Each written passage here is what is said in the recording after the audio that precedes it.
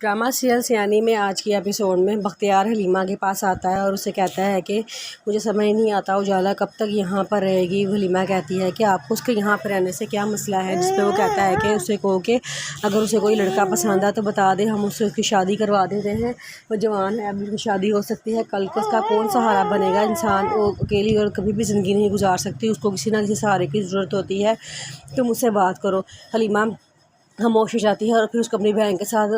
کی ساری باتیں یاد آتی ہیں جو اسے کہا تھا کہ آپی میں کیا کروں، میں کبھی اس گھر میں واپس نہیں آنا چاہتی تھی، لیکن مجھے زندگی کی دوبارہ اسی موڑ پہ لا کے کھڑا کر دیا ہے جہاں سے میں شروع ہوئی تھی۔ مجھے پھر وہی سب کچھ برداشت کرنا پڑے گا جو میں ہمیشہ سے برداشت کرتی آئی تھی۔ میں سوچا تھا کہ شاید شادی کر کے یہاں سے جاؤں گی تو میری اس گھر سے جان چھوٹ جائے گی، لیکن پھر بھی میری جان نہیں چھوٹی اور میں دوبارہ اس گھر میں آ کے پڑ گئی ہوں، مجھے بہت دکھ ہوتا ہے۔ اس کی بہن کہتی ہے کہ نہیں دیکھنا، میں تمہارے لیے بہت اچھا سا گھر دیکھوں گی، وہاں پہ تمہاری شادی کروں گی۔ تو اجالا اسے کہتی ہے کہ آپ کو کیا اتنے بڑے گھر میں میرے اکیلی کے لیے جگہ نہیں ہے، آپ مجھے اپنے گھر میں نہیں رکھ سکتی، جس پہ وہ کہتی ہے کہ بیٹا یہ میرا گھر ہے، یہ آپ کا گھر نہیں ہے، آپ کی شادی میں جہاں پہ کروں گی نا وہی انشاءاللہ آپ کا اصل گھر ہوگا، وہ آپ کو بہت پیار دیں گے، انشاءاللہ آپ کو اتنی خوشیاں ملیں گی نا کہ سب لوگ آپ کی خوشیوں سے حسد کریں گے۔ وہ کہتی ہے کہ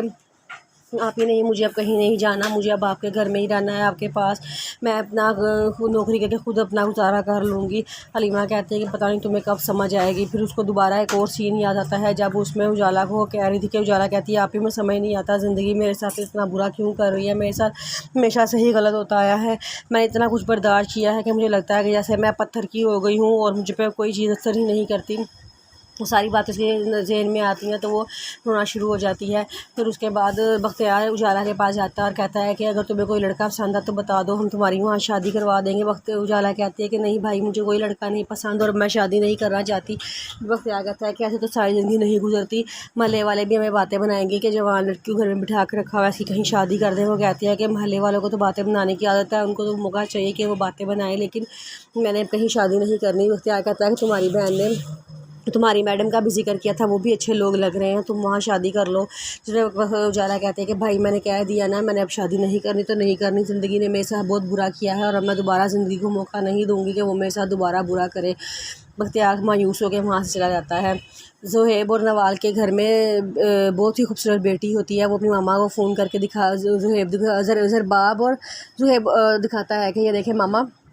میرے گھر بیٹی ہوئی ہے اور کتنی خوبصورت ہے نا، مجھے تو یہ لگ رہا ہے نوین کا بچپن ہے۔ اس پہ فائدہ کہتی ہے کہ ہاں بھائی یہ تو واقعی نوین کا بچپن لگ رہا ہے، اس کے نینکش بالکل نوین جیسے ہیں۔ وہ کہتا ہے ماما تبھی میں نے اس کا نام بھی نوین ہی رکھا ہے۔ اس کی ماما بڑا خوش ہوتی ہیں لیکن ان کو نوین یاد آنا شروع ہو جاتی ہے اور وہ اداس ہو کے رونا شروع کر دیتی ہیں، لیکن فائدہ کہتی ہے ماما یہ خوشی کا موقع ہے، اس موقع پہ مت روئیں، خوش ہوئیں۔ وہ دیکھیں ہمارے بھائی کو اللہ پاک نے اتنی خوبصورت بیٹی دی ہے، بالکل ایسے لگ رہا ہے جیسے ہماری پرانی نوین ہمارے پاس واپس آ گئی ہو۔ وہ کہتی ہے کہ ہاں چلو ٹھیک ہے، میں اب نہیں رہوں گی، اور وہ خاموش ہو جاتی ہیں۔